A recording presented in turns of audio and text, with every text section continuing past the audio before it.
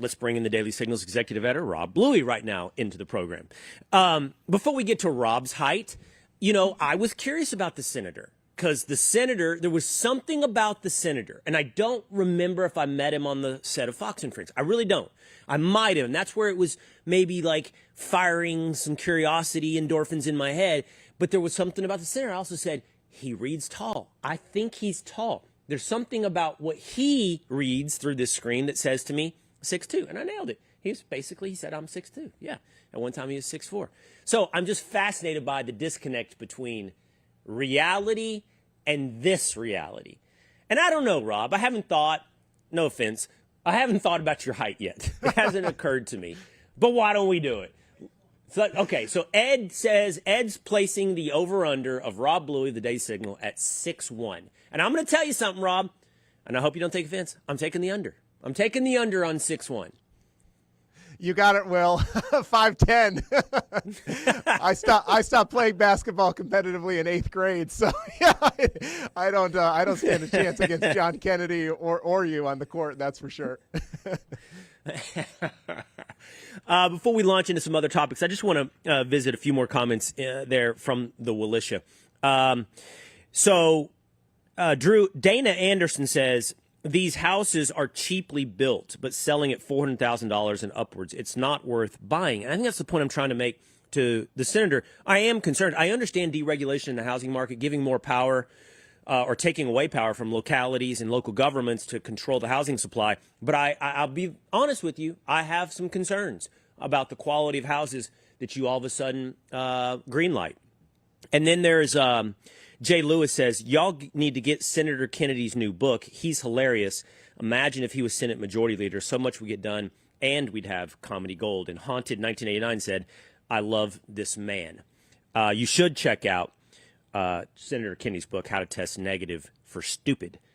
Now, Rob Bluey of the Daily Signal. What do you think, man? You're young. What do you think about all this affordability stuff, probably most notably in housing? Yeah, it's a problem for young people. I mean, I hear it all the time, and I worry about my own kids and what it's going to be like when they're in a position to enter the housing market, if they can even afford to do so. And I do think what the senator was talking about, I agree. Like there is a lot of regulation. There's probably too much red tape, and we can reduce that. But, I also think one of the other factors here, Will, is that houses today are quite different from the houses of several generations ago. And my house, I think, was built in the late 1950s. It's certainly not some McMansion in a neighborhood like you see going up today. And people seem to just need more space. Maybe if we consolidated and didn't have so much stuff around, we wouldn't necessarily need to spend so much on housing. And I think the other factor that I worry about here is that, people oftentimes want to do things in a certain order. And so if they delay buying a house, it might also mean that they're delaying having a family. And that means fewer kids potentially. And that's, has generations of ramifications for our country. We already know that people aren't having enough kids to meet the replacement level in this country. So all of these things are connected in a way that does have long-term ramifications for the United States. Boy, you're right about the, I don't know if the word is quality, but the expectation when it comes to housing. I'm older than you, Rob, and I think about the houses, in my hometown growing up and, going to my friends' houses. Man, they're nothing like, and I worry about that for my hometown.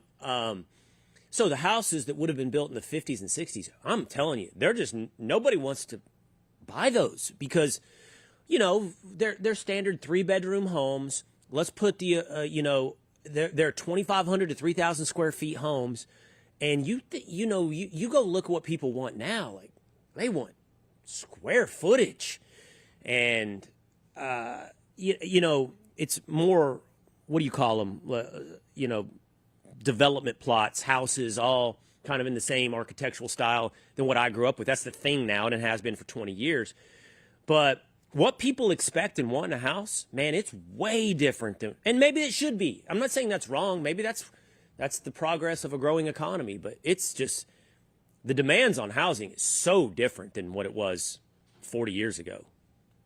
It sure is, and let's face it, people if they come out of college or they have a huge debt from student loans, they don't necessarily have the money to make a down payment on a home. Now, my wife and I were fortunate that we often talk about, if only we got married a year earlier. Why did we have such a long engagement, for instance? Because even at the time that we got married, which was 2003, waiting a year in the Washington D.C. area meant that we paid a lot more for a home, because that was when the price was going up significantly. We got into a 5-year ARM. Fortunately, we got out of it in year 4, so we didn't have that balloon payment that was going to hit us. But I worry about a lot of young people today who are just in a situation where they can't put that 20% down. Their parents probably can't afford to give them a loan because of their own financial situation. And so then you're left in a situation where they're either spent with rental in a rental property, or they have to move so far out of a city location that the commute is terrible, and they don't get to spend the quality time with their kids and families. Yeah. So yeah, it certainly is not a great situation, particularly if you live in an urban area. And so maybe this is a return to some suburbs and exurbs that we've traditionally seen in the past. So yesterday, Democrats released, Rob, emails, Jeffrey Epstein emails, and the way it's being sold is that it further ties Donald Trump to Jeffrey Epstein. Well, if you look into it a little deeper, you come away with a couple takeaways that are revealed from these Jeffrey Epstein emails.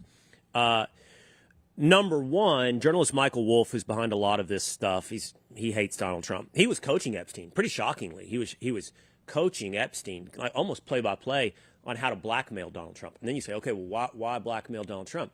Because there's some implication or suggestion now, if you look into these things, that it might have been Donald Trump, by the way, that was pointing the finger at Jeffrey Epstein. Like, we don't know for sure, but blowing the whistle on Jeffrey Epstein. But the real key is they released a email, and the victim's name is redacted, and that's, of course, meant to imply we're protecting the victim's identity, and it suggests that Trump was connected to the victim, right? But we already know the victim. The victim's already out there, and she is deceased. She committed suicide. It is Virginia Giuffre, and we know Virginia Giuffre has already said several times before she died, nothing, no Donald Trump misbehavior, nothing whatsoever. So now they're using this, and I think that Bill O'Reilly put it well, as it's all innuendo. It's innuendo, but it doesn't serve the narrative that they're actually put forward. But look, a lot of people ride the surface of news, right? So the headline, the surface is all you need. Here's the headline from the New York Post, an opinion piece by Miranda Devine. The left is pushing another desperate anti-Trump hoax, a false Epstein smear campaign. What do you think, Rob? Yeah, I agree with Miranda on that, and I thought you put it well there, Will. This is another situation where the Democrats were selective, obviously, in the emails that they wanted out there. They wanted to paint this picture and create a lot of the innuendo and suspicion that Donald Trump was doing things inappropriately. And they, for some reason, think that they're going to benefit politically by having the headlines about Jeffrey Epstein. Remember, we went through this phase earlier in the year where on a daily basis, it seemed that most of the news media couldn't get enough of talking about this story because they thought it was going to damage Trump's reputation. It certainly serves as a distraction for his administration and some of the other things that he wants to get done and accomplished. And so I don't ultimately know, though, if voters are going to punish Donald Trump and Republicans as much as the Democrats think that they might. And that's because the Jeffrey Epstein story has been litigated for years. Donald Trump has so far been able to weather the storm. And even if new damaging information comes out, which it hasn't, by the way, even in these latest emails, I ultimately think that Trump's going to probably emerge fine from this. As Caroline Levitt said yesterday, Trump was the one that gave Epstein the boot from his club as soon as that there were allegations in the first place. And so he's on the record with taking a tough stand against Jeffrey Epstein, and I think ultimately he'll be vindicated. Yeah, I have mixed feelings on this, as I've made clear. I don't think the Jeffrey Epstein story has been litigated sufficiently. I think that the Donald Trump salacious angle of Jeffrey Epstein has been explored sufficiently. I just think all the salacious fun stuff that everybody likes to talk about when it comes to Jeffrey Epstein, it's not the story, and the story remains murky. The story remains impenetrable. The story remains something impossible of explaining the existence of Jeffrey Epstein.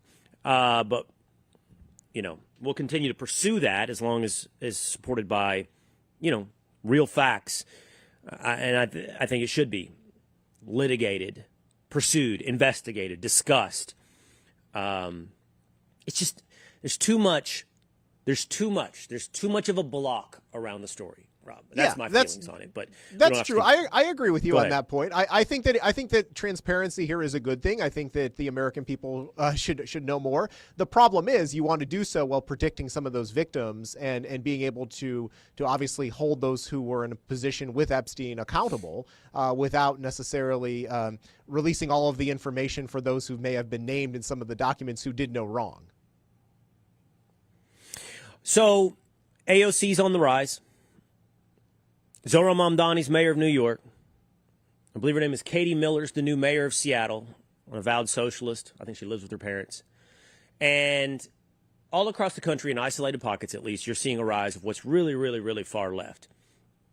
Right now, he's down 19 points. But Graham Platner in Maine, running for Senate, is about as extreme as it absolutely gets. Democratic Socialist Rifles Club, Nazi tattoo on his chest. Here's the latest from Graham Platner. Graham Platner condemns Pete Hegseth's toxic masculinity after years of homophobic comments. I'm going to read. Something that I think is just beyond infuriating at this point, says Platner, is watching the Trump administration, watching Pete Hegseth, who was essentially like a walking avatar of male insecurity, just use militarism, use war as this kind of way of displaying toxic masculinity that they embody and that they look up to. And so much the ire has been directed at the LGBTQ plus members of the service, which is horrifying because they're the ones who've been serving. We also know that for years, Graham Platner's been on Reddit calling people, I don't even know what I'm allowed to say, homophobic, you know the word, the F word, homophobic F word, and things like that. This dude is PC Principal from South Park. Yeah, it's so later in that Washington Free Beacon story, I mean, it goes through and actually prints all of the terrible things, vulgar things that we shouldn't repeat on air that Graham Platner has said over the course of the years. And of course, he's come out and apologized for them, and he says that he no longer believes any of those things that he said. But quite horrific what he was saying about individuals. And the fact that he's going after Pete Hegseth, after what Pete Hegseth has been able to accomplish in a few short months at the Pentagon, I mean, not only do you see recruitment at new levels that Joe Biden and the Democrats were never able to achieve, but Hegseth is also going after the system, the bureaucratic system, to try to make sure that we are in a position as a country to defend ourselves. And so I understand that the establishment and those on the far left do not like what Pete Hegseth is doing. He's having tremendous success at the Pentagon, and so that's probably why Graham Platner has singled him out. But I actually think that credit to Pete Hegseth and all of those who are serving in the Pentagon for restoring some of the standards and expectations that we want our military to have. And I personally think that he's inspiring young men to serve our country in a noble way. And I'm glad to see that. It's unfortunate that you have these left-wing radicals who don't see the benefit of that. I think we're trying to book Platner. I think he's on the list. We'd love to talk to Platner. Define toxic masculinity. I would love to know. Pete is toxically masculine. Would you please for me define your terms? What is toxic masculinity? Yeah, I think that'd be a good question to ask him. I'm not sure exactly what he means by that in the context of Hegseth, other than the fact that he doesn't like the fact that Hegseth is saying that you need to have these standards in order to be in the military. We're going to make it merit-based. We're not going to have DEI and woke policies. A couple of years ago, I did some reporting on some of the individuals that were being promoted and elevated by the Biden administration, and they had their ideas for the Department of Defense at the time were antithetical to what historically that department believed in. And you saw this from the service academy. Unfortunately, they were kind of indoctrinated from the moment they set up foot on campuses. And so you have years that Pete Hegseth needs to address, and individuals who I'm sure are still within the ranks of the military that he needs to either root out or reform in ways that are not going to be easy for him. And so I think it would be a good interview for you to do, Will. I hope that he accepts the invitation and does it. I kind of doubt that he will, but let's face it, he's down 19 points. He's down 19 points. Yeah. Yeah, what's he got to lose? That's right. You're down 19, Graham. What do you got to lose? Yeah, we're going to talk about the tat, but what do you got to lose? Come on, Graham. I would love to have you here on Cain Country. All right, just like I love having Rob Bluey of the Daily Signal. Thanks so much for hanging out. I know it went along with Senator Kennedy, and you hung out, and I appreciate that, and I appreciate the time you've given us today. Rob Bluey. Hey, Will, I got one question for you. That gold helmet there, is that Notre Dame or is that Lehigh Mountain Hawks? It is Notre Dame. Do the Lehigh Mountain Hawks wear an all gold helmet? Do they? They did on Saturday. I was at the game up in Bethlehem, Pennsylvania. They are undefeated, and you better keep an eye on them. Number 4 in the FCS. They're going a long way, I predict. Nice. Okay, go Mountain Hawks. Thank you, Rob Bluey.